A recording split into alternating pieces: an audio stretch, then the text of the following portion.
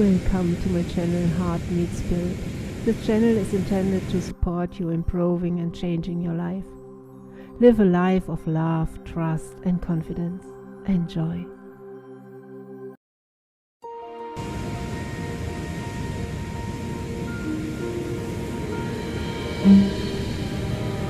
If you're alive in this world and you haven't been experiencing the quickening, I said to someone the other day, the day where you end your day and feel complete because you finished all your work, you'll never have that. And, there's always more emails and more things to check, right? So the demand has pressed us into this crazy realm of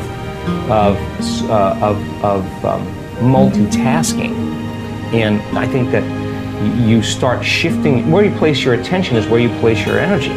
So if you're shifting your attention all over the board, your energy is scattered. Yeah. So then when you start disconnecting from everybody, your boss, your coworker, the news, your cell phone, your computer, and you start going this way, I think it's into the present moment. Then if where you place your attention is where you place your energy, and you're truly in the present moment, you got a lot of energy to execute. You got a lot of energy to use, and you want to be able to do that eyes open. The more scattered your energy, the less you have to focus on pushing something forward. That's why people's dreams don't happen, because too scattered.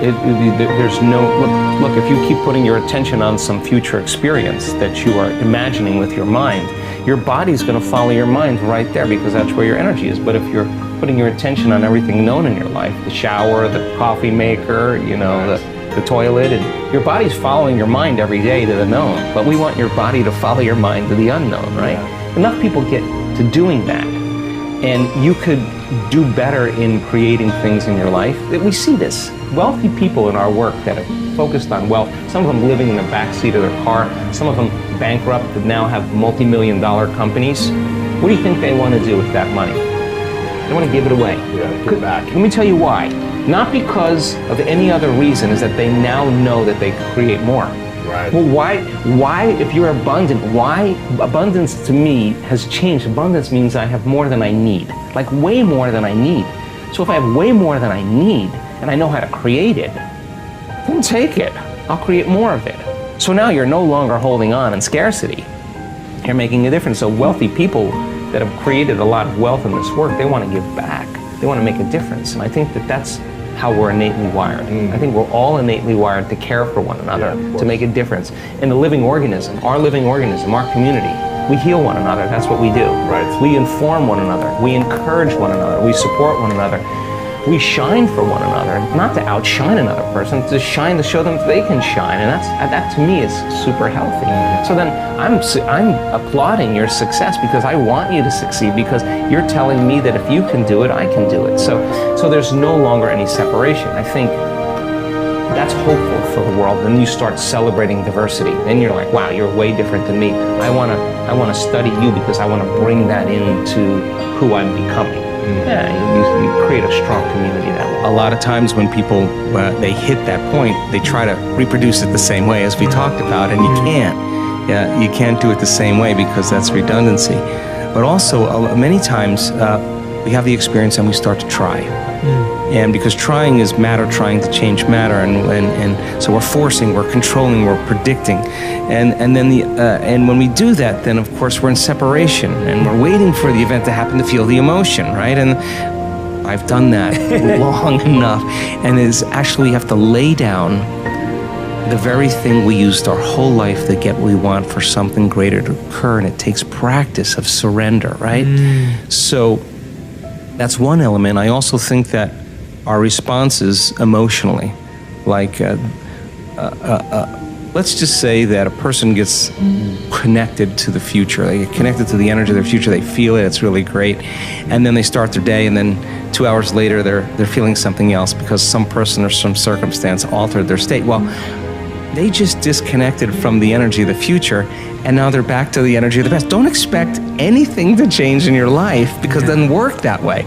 So then when they get back to that old self again, then they say, what's wrong with me? I failed, they didn't do it right. No, that's all the program. You show up again and you go after it again. So familiar feelings cause us to no longer see through the lens of the future. We're seeing through the lens of the past, and we color reality that way. So I think familiar emotions get in the way as well. And then, of course, there's always belief.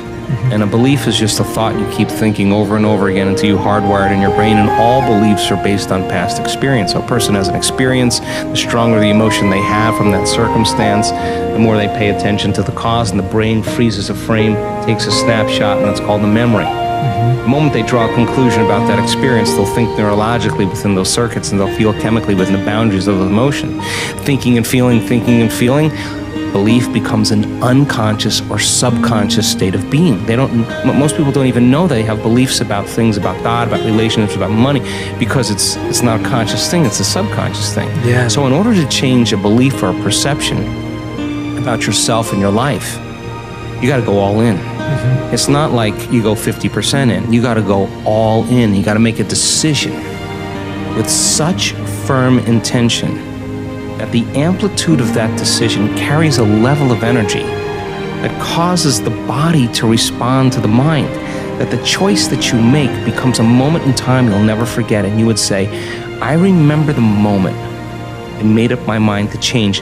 And the stronger the emotion you feel, the more you'll pay attention to the decision. And that's a huge stone you drop in the quantum field. Big splash, big waves. Your brain is organized to reflect everything you know in your life. Your brain is a record of the past.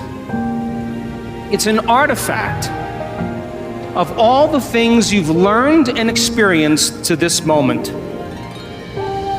So if you wake up every morning and get out of bed on the same side, shut the alarm clock off with the same finger, shuffle into the bathroom and use the toilet like you always do, go and get a cup of coffee and drink coffee out of your favorite mug,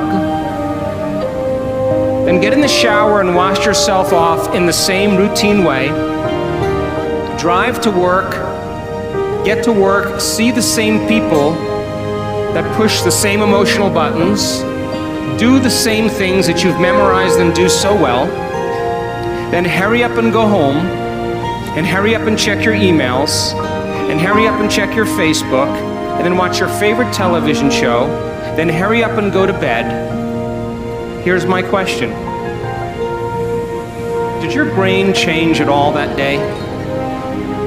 We could say that you were thinking the same thoughts, performing the same unconscious actions, living by the same emotions, but secretly expecting your life to change.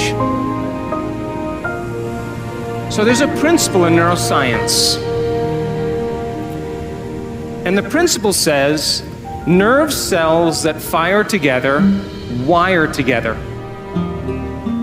So if you're thinking the same thoughts, making the same choices, demonstrating the same behaviors, reproducing the same experiences that stamp the same networks of neurons into the same patterns, and then produce the same emotions, you're going to hardwire your brain into a very finite signature. Because as you fire and wire the same circuits in the same way, those circuits begin to become more connected. And by the time you're 35 years old, this is science now, we become a set of memorized behaviors, unconscious habits, automatic emotional reactions, beliefs and perceptions, and even attitudes that function just like a computer program. And if you do something over and over and over again, the repetition of those actions over time conditions your body to know how to do it well better than your mind. And a habit is when your body knows better than your mind, where you've done something so many times that the body now knows how to do it better than the brain. And so 95% of most people's behaviors, attitudes, thoughts, beliefs, emotional reactions are subconscious programs. So why is that important? Because you're here this week to learn new information. And every time you learn something new, you make new connections in your brain. That's what learning is. Learning is forging new synaptic connections. Physical evidence as a result of your interaction in the environment and the footprints of consciousness is called learning, making new connections. And the Nobel Prize laureate Kandel in the year 2000 found that when people learned one bit of information, they doubled the number of connections in their brain from 1,300 connections to 2,600 connections. But if they didn't review that information, if they couldn't repeat it, if they couldn't remember it, those circuits pruned apart in hours or days. So if learning is making new synaptic connections, then remembering is maintaining and sustaining those connections.